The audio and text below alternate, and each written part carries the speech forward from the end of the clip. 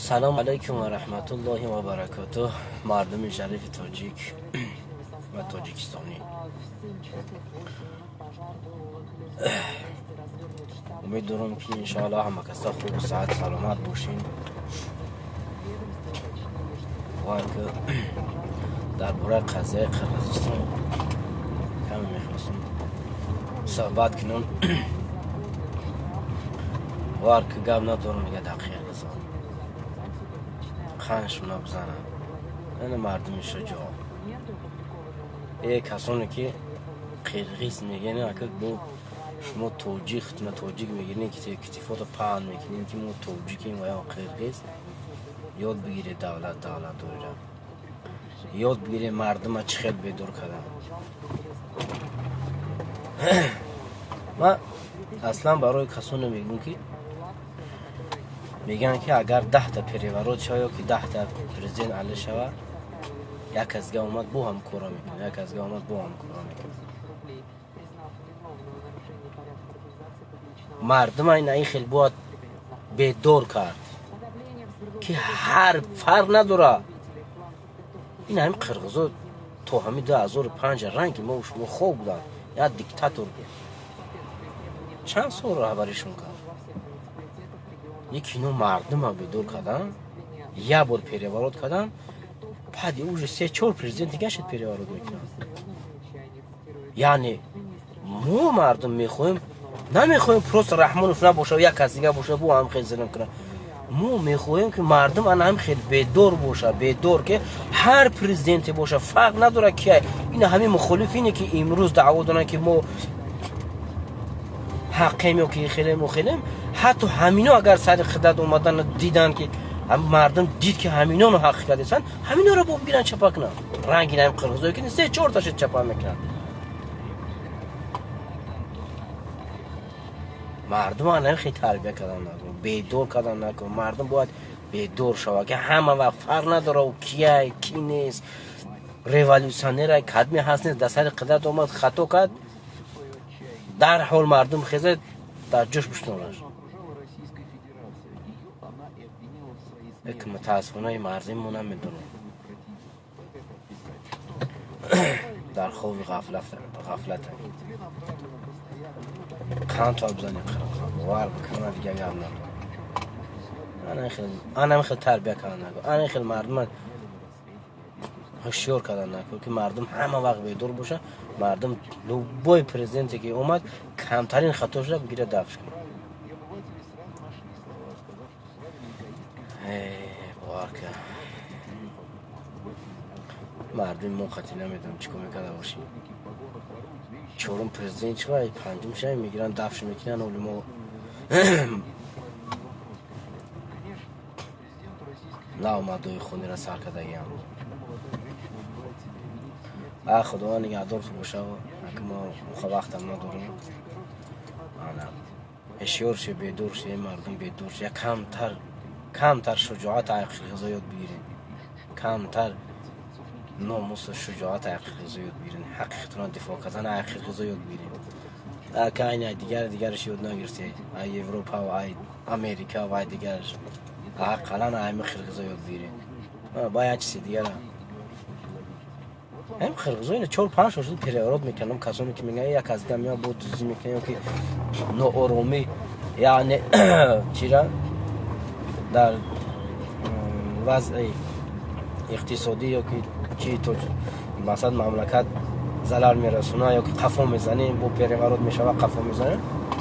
ما برای شما این قرقیزستان رو میگم. همین قرقیزستان تو 2005 ایمو پس بود والله عالم اگر خطا نکنم.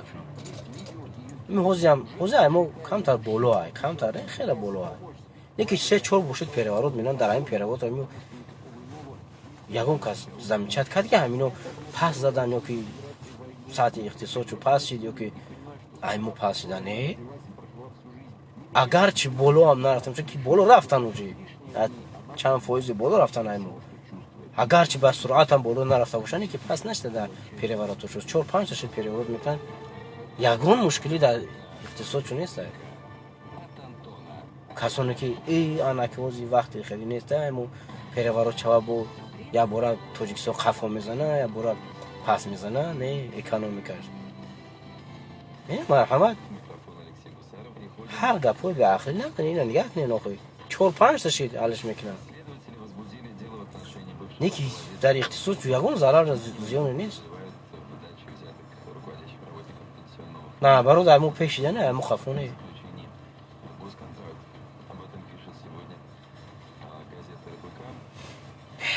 چیزا یک کارو هستن که آشکارن برای همین چشمی که آدمی که بدوره چشم بینونه چشم همه چشم میبینن که چشمی که بدوره این هم کارو فکت گفتیم گفت چوری آشکار و عمیقه که با چشم میبینی که یا پریورات یا که چی در اقتصاد یگان ضرر نداره پرزیدنت ها میان میرون او اقتصاد یاد آدم نمیکنه یا پرزیدنت نمیکنه اقتصاد وضعیت مملکت امنیت مملکت در دست یا آدم نیست در دست خلق در دست خلق وقتی که حکم در دست خلق شد خلق خودش بدور باشه خلق خودش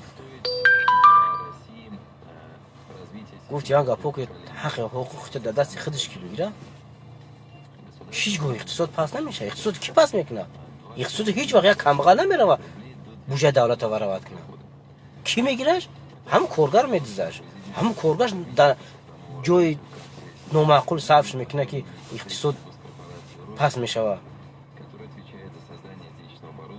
هم کارگر نالوگش نمیسپره دزدی میکنه نبرو بغیر نمیشه بخچه قصرها میکنه که اقتصاد پس میشه همین مردم در دست خودش باشه حکمش در دست خودش باشه مقصد حق و حقوقش همه چیز در دست خودش کی باشه هم کارگر که لوبوی کارگر که دزدی کرد گرفت شوری موری کرد چپش کرد کی دیگه دزدی میکنه کجا میشه اقتصاد هیچ نمیشه اقتصاد او دیگری شما با آیت هست که ایران که وای نکنن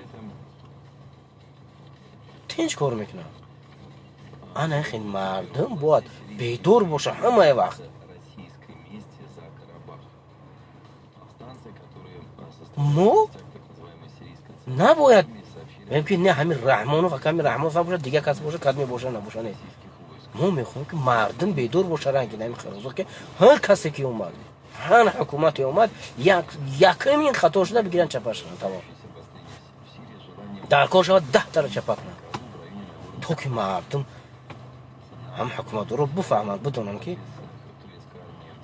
اومدی باید چیز نکن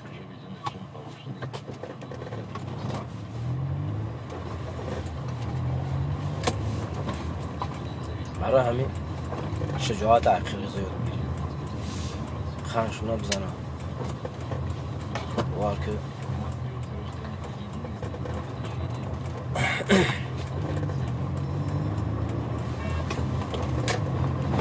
کایده ما خداوند برای ما نصیب میکنه باشه خیلی مردمی شجاع خیلی مردمی بیداری خیلی مردمی هوشیار که حق خود خودشو دفاع کنن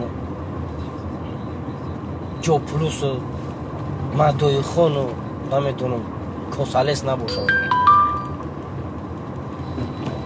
بله الله نگهبان تو باشه و سلام علیکم و رحمت الله و برکاته خداوند همه ما شما را هدایت کنه